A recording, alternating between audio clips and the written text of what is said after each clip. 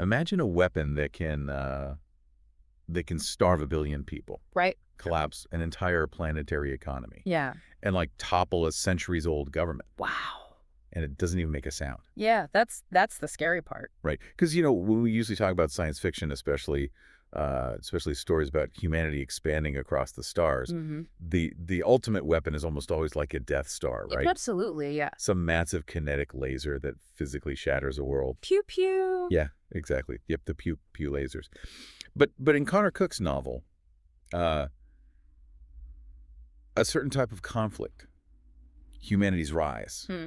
The ultimate weapon isn't a photon torpedo. No. It is a well-placed rimmer. It completely upends the traditional space opera. I mean, we've been so conditioned to expect this sort of binary kinetic warfare. The good guys and bad guys. Right, good guys in one corner, bad guys in the other, armadas clashing in the void. Yeah. But Cook strips all of that away, and he replaces it with real politics. Okay, let's unpack this. Because if you are coming into this deep dive expecting a typical, adventure with glorious fighter pilots saving the galaxy at the last second. Well, it's fun, but yeah, not this. Right. We need to pivot right now. Yeah. What we're actually looking at is this sprawling astropolitical thriller. Yes. Where the most dangerous people aren't the generals commanding fleets. They're the politicians drafting trade agreements. The intelligence operatives. Exactly. The intelligence operatives managing information silos.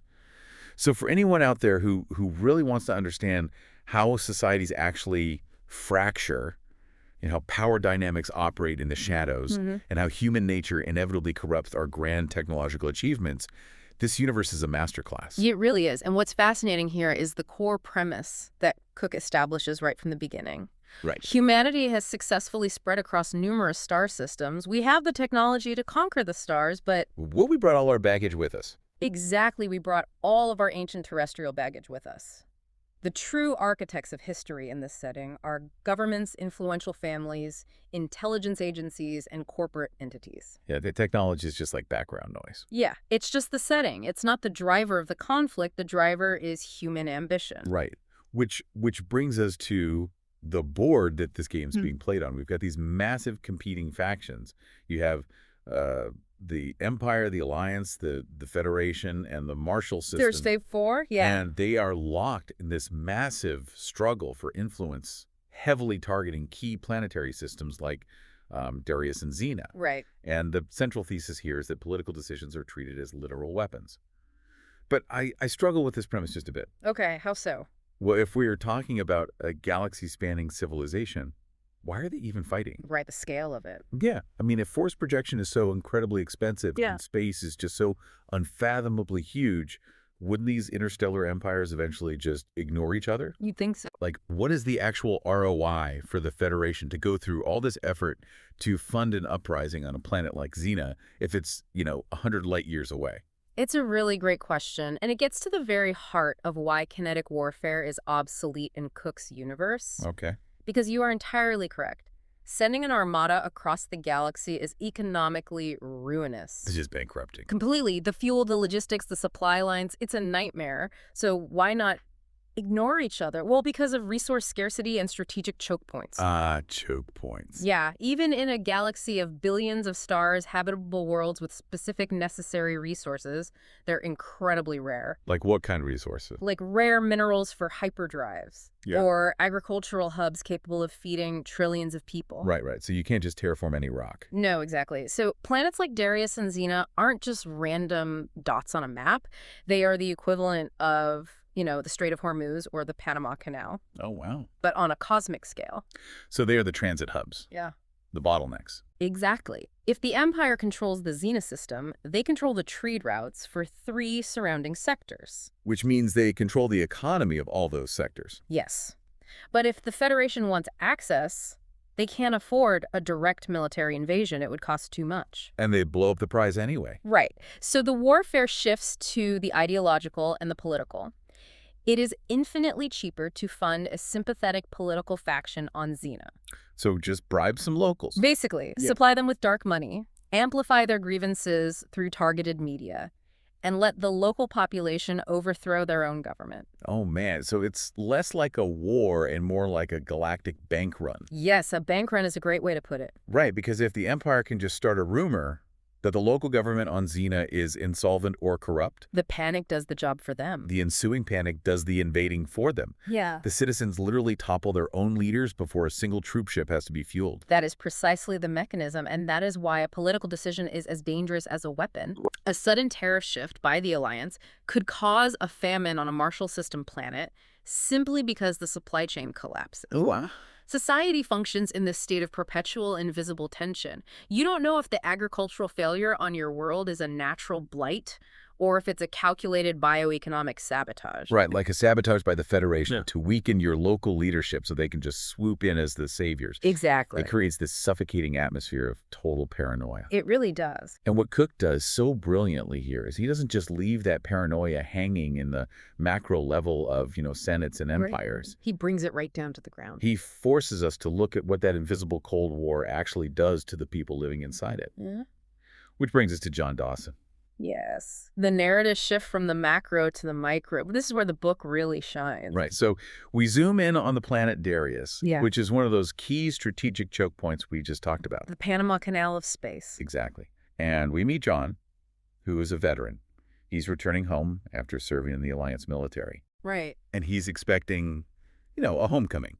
A hero's welcome, maybe? Sure. A little rest and relaxation. But instead, he walks straight into a deeply unstable family dynamic.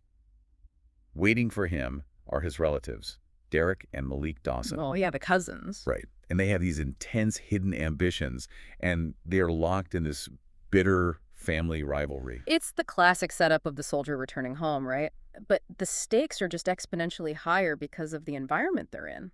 Because the environment is a choke point planet. Exactly. Because when John was in the Alliance military, the hierarchy was clear. Orders came down, you executed them, the enemy wore a different uniform. The rules of engagement were visible. Yes, perfectly visible, but at a family dinner table, there are no uniforms. Yes, that's so true. So what does this all mean for John? I mean, is he just a naive grunt walking into a political meat grinder? Or does his military background actually give him an edge? Well, that's the tension of his character arc. Because on one hand, you'd think a soldier knows how to fight. He knows tactics.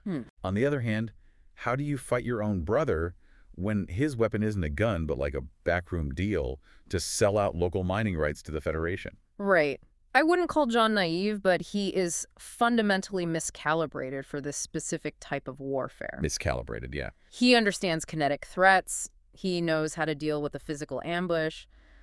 But Derek and Malik's ambitions are insidious. They're fighting that shadow war. Exactly. Let's just imagine the mechanics of what they might be doing.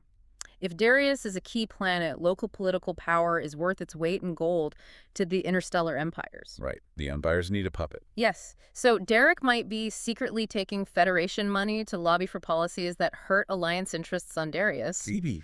And Malik might be leaking family secrets to the Marshall systems just to position himself as the sole heir of the Dawson dynasty. Wow. So their internal family dispute isn't just about who gets to sit at the head of the table at Thanksgiving. No, not at all. Their infighting is practically an open invitation for these massive predatory empires to just step in and exploit the whole planet.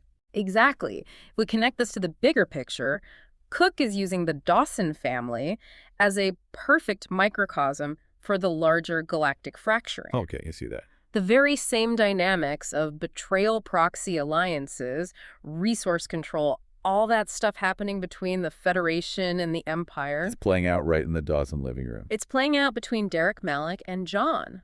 A fractured local dynasty is the perfect entry point for asymmetric warfare. Man, that is stressful. It introduces the central tension for John, which is duty versus family. Right, because what do you do? Yeah, what do you do when your duty to protect your planet and perhaps your broader loyalty to the Alliance requires you to treat your own relatives like enemy combatants? You can't just shoot your brothers. I mean, you can't. Right, that's frowned upon even in sci-fi. So he has to outmaneuver them politically. He does. He has to weaponize leverage, blackmail public opinion. He has to learn to fight without firing a shot, which honestly is arguably much harder. Much harder. Because it forces you to compromise your own morals.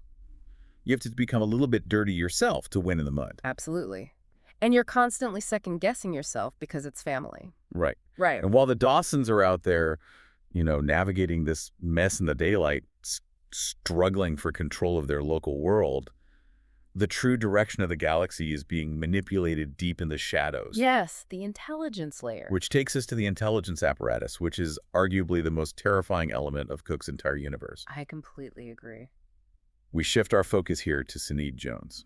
Cine is she's our lens into the institutional deception that actually powers this entire system. Right. She begins working in the Federation's political intelligence division. And it doesn't take long for her to realize that the shining beacon of democracy that she thought she was serving, The good guys. yes, the so-called good guys, Yeah. she realizes they are actually engaged in severe systemic manipulation behind the scenes. Right. And this part of the story really zeroes in on themes of propaganda, political power, and loyalty. But let's dig into the how of this. Okay. Because when we say systemic manipulation in a galactic society, we aren't just talking about a politician lying on a tax form or, fudging some local poll numbers. Yeah, no, it's much bigger than that. We are talking about reality making on a planetary scale. It's like pulling a single loose thread on a sweater, only to watch the entire garment of official truth just completely unravel before her eyes. That is the perfect way to phrase it, reality making. Yeah. We established earlier that sending armies across the stars is unviable. So how do you subjugate a planet that is 10 light years away? You control what they see. You control their reality. Cooke is illustrating a terrifying principle of modern governance here, but he's extrapolating it to the stars. Right. The most effective way to conquer a population isn't to violently take away their freedom. It's too messy. It's too messy, and it breeds resistance. The most effective way is to manipulate their environment and their information so thoroughly that they willingly hand their freedom over. Begging you to take it. Literally begging you. Right.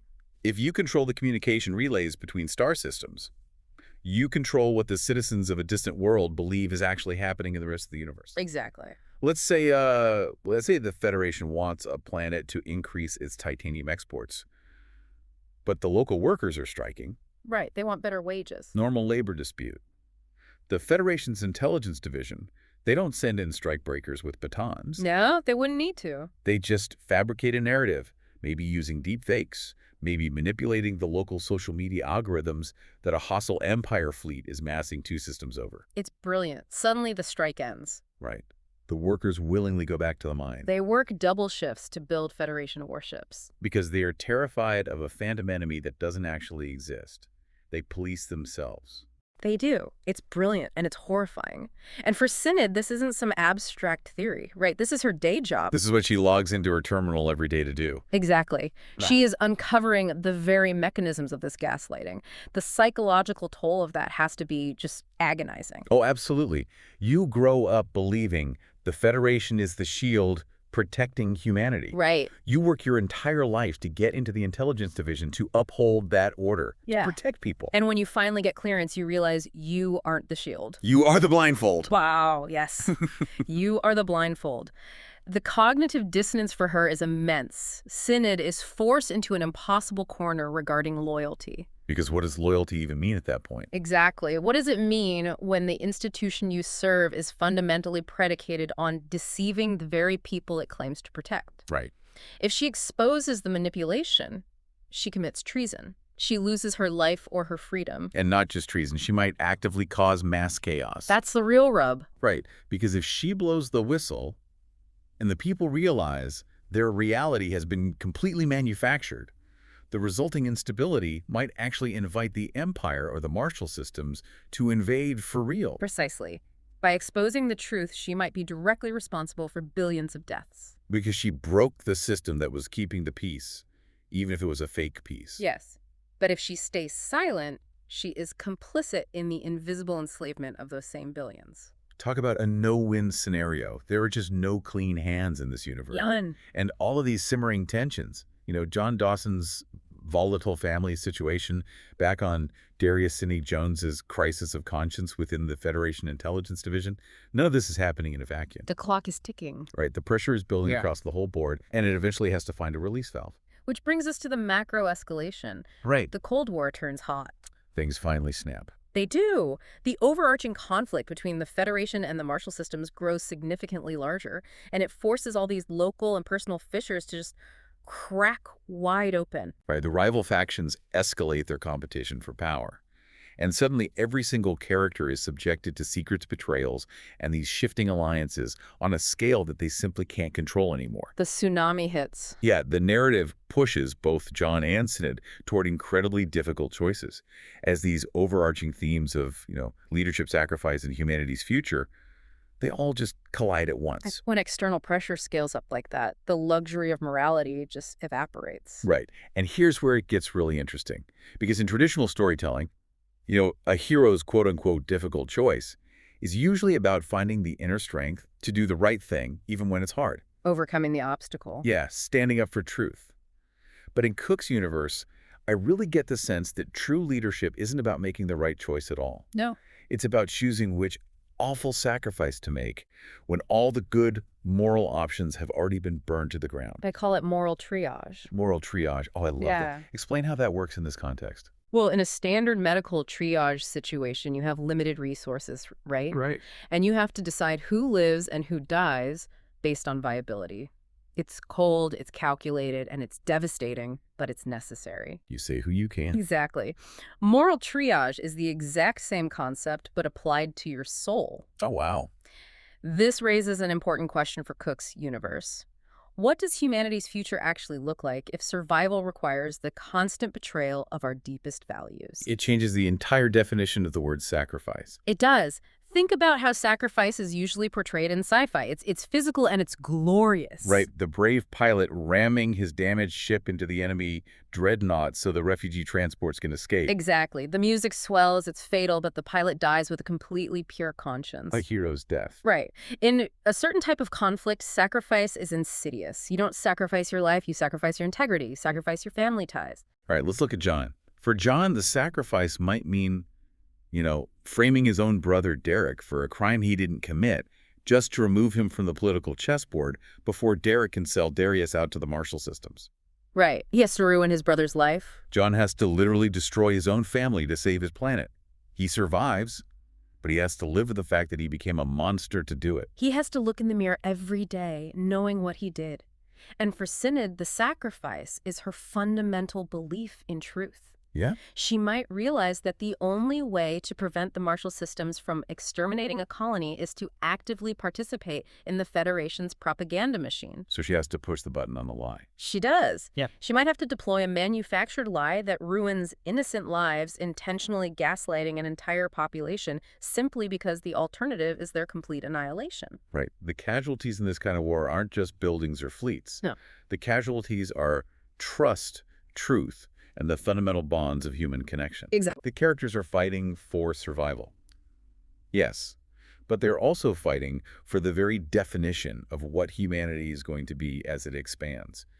Are we going to be a species of cooperation or a species defined by infinite nested layers of deception? And Cooke is just unrelenting in his exploration of that question, which is perfectly reflected in how this first installment concludes. Yeah, let's actually talk about that ending, because it's a huge departure from the norm for this genre. Very much so. The novel wraps up without resolving the major macro conflicts. There is no simple victory. No Ewok celebration at the end of this one. Right, exactly. The Federation doesn't suddenly defeat the Marshall systems. John doesn't magically fix his broken family dynamic. Synod doesn't tear down the corrupt intelligence apparatus. Right. The political landscape just changes dramatically. It just sets the board for future developments in the series. And that lack of resolution is exactly what makes this a masterpiece of political fiction.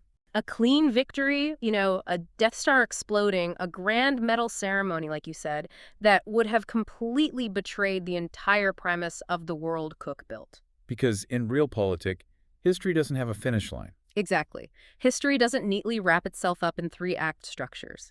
The end of one conflict simply creates the starting conditions for the next. Right. The tactical alliances you form to survive the war today become the bitter rivalries that start the war tomorrow. It's an endless cycle. Yes, and by refusing to give us a neat bow at the end, Cooke is offering a highly realistic reflection of actual historical mechanics. It really leaves the characters, and honestly the audience, just standing in the rubble of their terrible choices. Yeah, you feel exhausted, but in a good way. Right. They look at this drastically changed, incredibly fragile political landscape, and they know they just have to wake up tomorrow and navigate the whole mess all over again. Carrying all that weight. carrying the weight of their moral triage with them, exactly. It's a daunting subversion of the genre. We expanded to the stars, we built these incredible civilizations, but we didn't outrun our flaws. No, we just unpacked them on a new planet. We just gave our greed and our paranoia and our ambition a much, much bigger canvas. And as we look toward the future installments of Cooke's universe, that reality leaves us with a pretty terrifying prospect to consider. Okay, lay it on me. Well, we've established how lethal this astropolitical game is, right? And how reality itself is manipulated to control populations. Right, the information warfare. But consider this. If we accept Cooke's rule that political decisions and information are the true weapons of interstellar war, what exactly does a nuclear option look like? Oh, man. If an embargo is a conventional strike and a localized deepfake is a tactical bombing, what happens when an intelligence agency decides to deploy an information nuke? Wow. We could be looking at a scenario where a faction literally rewrites the entire historical and cultural database of a world overnight. Just wiping their memory, basically. Erasing a planet's identity so thoroughly that the citizens don't even remember who they are fighting or why. A weapon that destroys a civilization without shedding a single drop of blood. That is definitely something to mull over. Until next time, keep diving deep.